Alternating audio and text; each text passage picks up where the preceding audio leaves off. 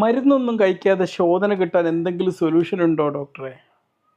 കഴിഞ്ഞ ദിവസം എൻ്റെ ഒരു പോസ്റ്റിന് താഴെ ഒരാളിട്ട കമൻ്റാണ്. തീർച്ചയായിട്ടും സൊല്യൂഷൻ ഉണ്ട്. ഈ പറയുന്ന കാര്യങ്ങളൊന്ന് വ്യക്തമായിട്ട് അനുവർത്തിക്കാൻ നോക്കുക. ശരിക്കും ശോധന കിട്ടാൻ വേണ്ടി നമ്മൾ ആദ്യം ചെയ്യേണ്ട കാര്യം എന്താ പറയുക? ഒരു 8 മുതൽ 10 ഗ്ലാസ് വരെ വെള്ളം കുടിക്കുക എന്നുള്ളതാണ്. അതൊരു ഇളം ചൂട് ഗ്ലാസ് വെള്ളത്തിലാണ് നമ്മളൊരു ദിവസം സുപ്രഭാതം തുടങ്ങുന്നതെങ്കിൽ ഒന്നുകൂടിയും ബെസ്റ്റായി. അടുത്തതായിട്ട് നമ്മൾ ശോധന കിട്ടാൻ വേണ്ടി കഴിക്കേണ്ട ഒരു ഭക്ഷ്യവസ്തു എന്താണ്? ധാരാളം നാരടങ്ങിയ ഭക്ഷണങ്ങൾ കഴിക്കുക എന്നുള്ളതാണ്. അപ്പോൾ എവിടെ നിന്നൊക്കെ നമുക്ക് നാര് കിട്ടും? ഫ്രൂട്ട്സുകൾ, പ്രത്യേകിച്ച് പപ്പായ, പേരക്ക, നേന്ത്രപ്പഴം, ഇതിലൊക്കെ ഒരുപാട് നാരടങ്ങിയിട്ടുണ്ട്.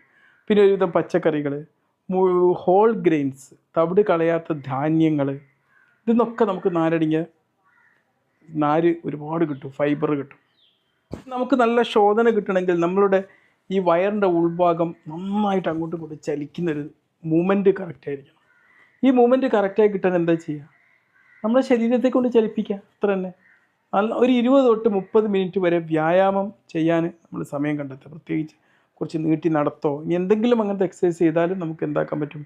ശരിയായ രീതിയിൽ ശോധന കിട്ടും. പിന്നെ നമ്മൾ അനുവർത്തിക്കേണ്ടത്, നമ്മൾ ടോയ്ലറ്റിൽ പോകുന്നതിന് റെഗുലറായിട്ടുള്ള റുട്ടീൻ നമ്മൾ കാത്തു സൂക്ഷിക്കുക എന്നുള്ളതാണ്. രാവിലെയൊക്കെ ഒരു നിശ്ചിത സമയം അതിനെന്നെ ഫിക്സഡായിട്ട് കണ്ടുവെക്കുക.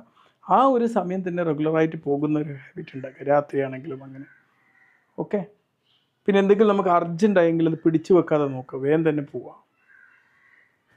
പിന്നെ ശോധന കിട്ടാൻ വേണ്ടി വേണമെങ്കിൽ നമുക്ക് എന്ത് ചെയ്യാം?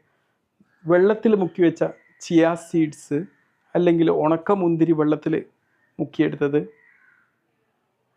അല്ലെങ്കിൽ ചൂടുവെള്ളത്തിൽ ചെറുനാരങ്ങ ഇട്ടിട്ട് കഴിക്കുക. ഇതുപോലുള്ള കാര്യങ്ങളൊക്കെ ചെയ്തിട്ട് വേണമെങ്കിൽ നമുക്ക് ശോധന ഉണ്ടാക്കാൻ വേണ്ടി ശ്രമിക്കാവുന്നതാണ്. ഇതൊക്കെ കഴിച്ചിട്ട് ശോധന കിട്ടുന്നുണ്ടെങ്കിൽ, ഇതൊക്കെ ചെയ്തിട്ടും ശോധന കിട്ടുന്നില്ലെങ്കിൽ ഡോക്ടറുമായിട്ട് കൺസൾട്ട് ചെയ്യുക. ചിലപ്പോൾ എന്തെങ്കിലും പൈൽസോ അതുപോലത്തെ എന്തെങ്കിലും അസുഖം കൊണ്ടാവാനുള്ളൊരു സാധ്യത അവിടെ ഉണ്ട്. ഓക്കെ. Be healthy. ബൈ.